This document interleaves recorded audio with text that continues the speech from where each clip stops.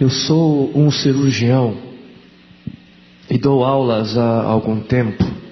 E por 13 anos vivi em companhia de cadáveres e durante a minha carreira estudei anatomia a fundo. Posso, portanto, escrever sem presunção a respeito de morte como aquela.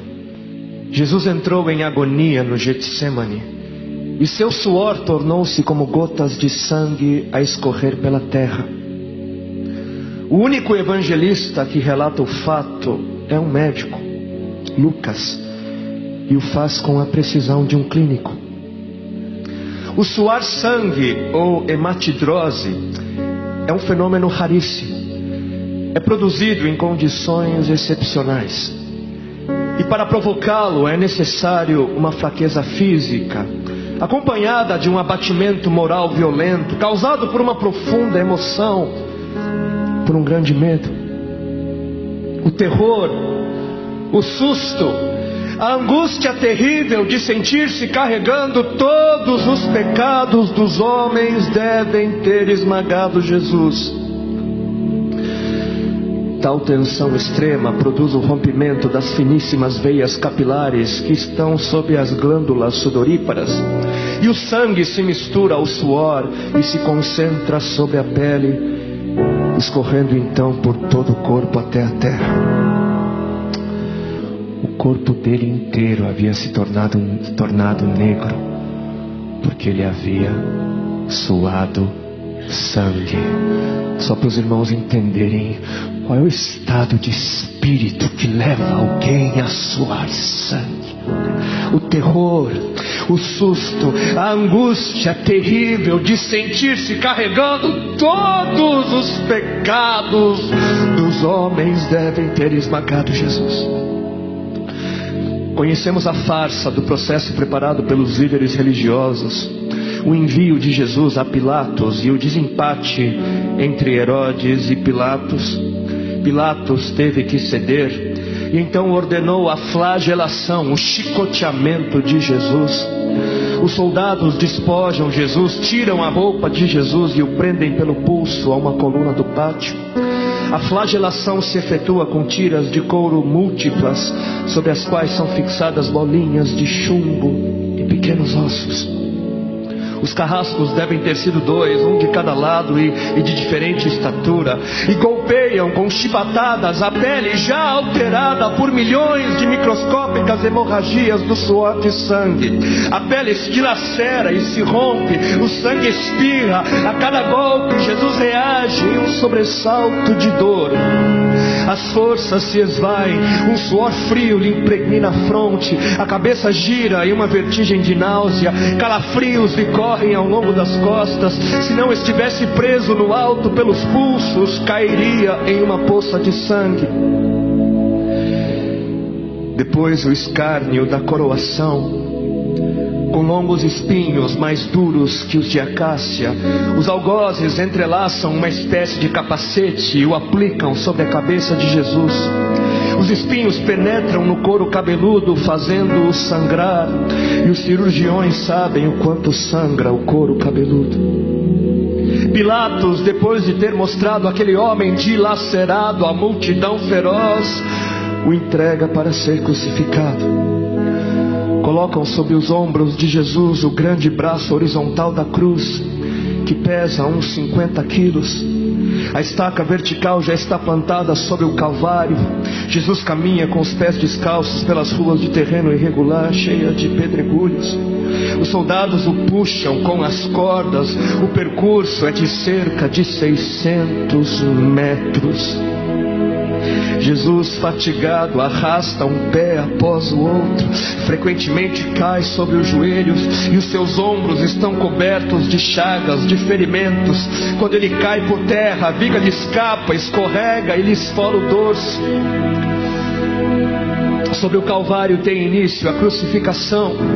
Os carrascos despojam o condenado, tiram a roupa do condenado, mas a sua túnica está colada nas chagas dos ferimentos, e tirá-la produz dor atroz. Quem já tirou uma atadura de gás de uma grande ferida percebe do que se trata. Cada fio do tecido adere e cola a carne viva, e ao levarem a túnica se laceram as terminações nervosas postas em descoberto pelas chagas. Os carrascos dão um puxão violento, e há um risco de toda aquela dor provocar uma síncope. Mas ainda não é o fim. O sangue volta a escorrer. Jesus é deitado de costas. As suas chagas se incrustam de pequenos elementos. Depositam-no sobre o braço horizontal da cruz. Os algozes tomam as medidas. Com uma broca é feito um furo na madeira para facilitar a penetração dos pregos. Os carrascos pegam um prego, um longo prego pontudo e quadrado, apoiam-no sobre o pulso de Jesus, e com um golpe certeiro de martelo o plantam e o rebatem sobre a madeira. Jesus deve ter contraído o rosto assustadoramente. O nervo mediano foi lesado.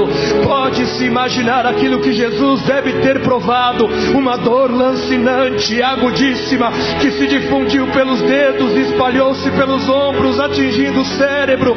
A dor mais insuportável que um homem pode provar, ou seja, aquela produzida pela lesão dos grandes troncos nervosos, que provoca uma síncope e faz perder a consciência.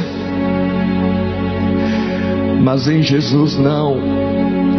O nervo é destruído só em parte, e a lesão do tronco nervoso permanece em contato com o prego.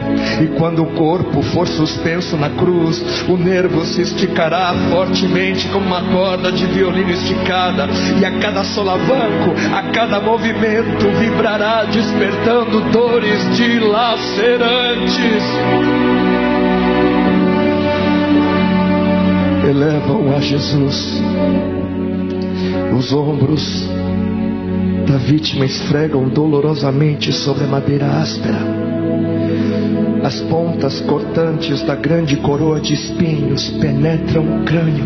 A cabeça de Jesus inclina-se para a frente, uma vez que o diâmetro da coroa o impede de apoiar-se na madeira.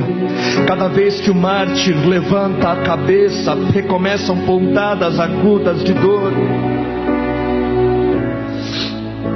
Pregam-lhe os pés.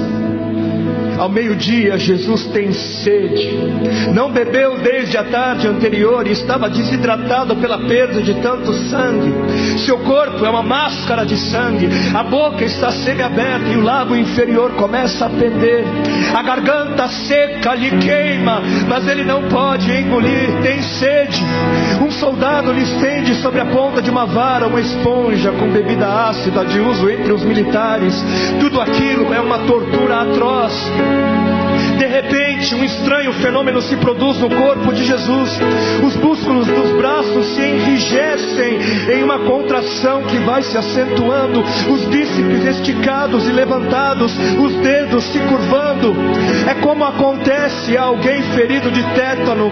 A isto que os médicos chamam de tetania. Quando os sintomas se generalizam, os músculos do abdômen se enrijecem em ondas imóveis. Em seguida, os músculos entre as costelas, depois os do pescoço e finalmente os músculos respiratórios se enrijecem. A respiração se faz pouco a pouco mais curta. O ar entra, mas não consegue mais sair. Jesus respira com o ápice dos pulmões. Tem sede de ar como um asmático em plena crise. Seu rosto pálido pouco a pouco se torna vermelho, depois se transforma num violeta purpúreo. Jesus é envolvido pela asfixia. Seus pulmões cheios de ar não podem mais esvaziar-se. A fronte está impregnada de suor, os olhos saem fora de órbita. Mas de repente algo acontece. De repente algo acontece. Lentamente, com um esforço sobre-humano, Jesus toma um ponto de apoio sobre o prego dos pés.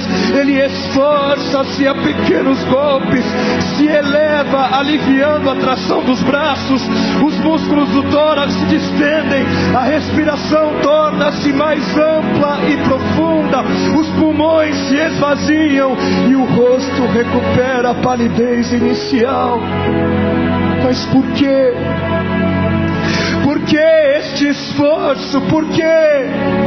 Porque Jesus quer bradar: Pai, perdoa-lhes porque não sabem o que fazem. E logo em seguida o corpo de Jesus começa a afrouxar-se de novo e a asfixia recomeça.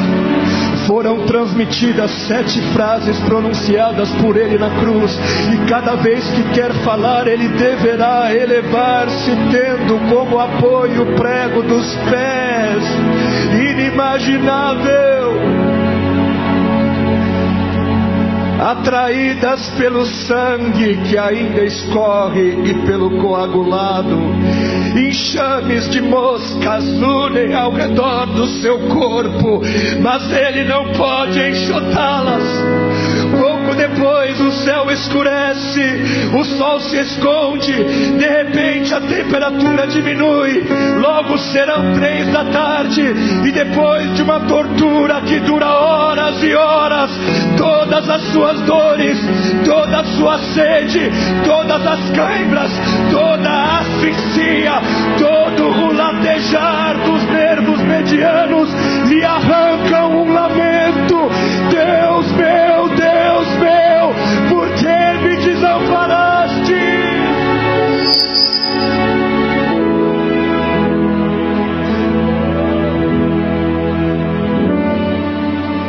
Jesus grita: está consumado! E em seguida, num grande brado, diz: Pai, nas tuas mãos entrego meu espírito.